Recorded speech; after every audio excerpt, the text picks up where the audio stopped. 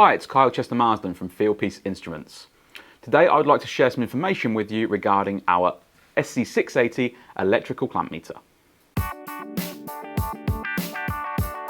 Okay, so did you know that the SC680 has the functionality to measure phase rotation on a three-phase circuit? Performing a phase rotation test can help you quickly identify the correct order of the three-phase cables and how they should be connected to the L1, L2 and L3 of a component such as a three-phase compressor or fan motor.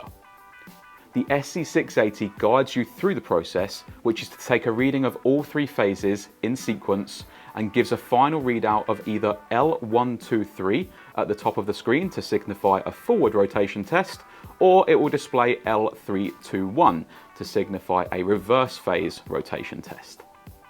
And so using the SC680 phase rotation test results in a clear visual understanding of which direction the component will turn prior to connection, meaning you can easily avoid incorrect wiring and sometimes even damage to the equipment, thus making your job easier, faster and better. And so thanks for watching and stay tuned for more great videos.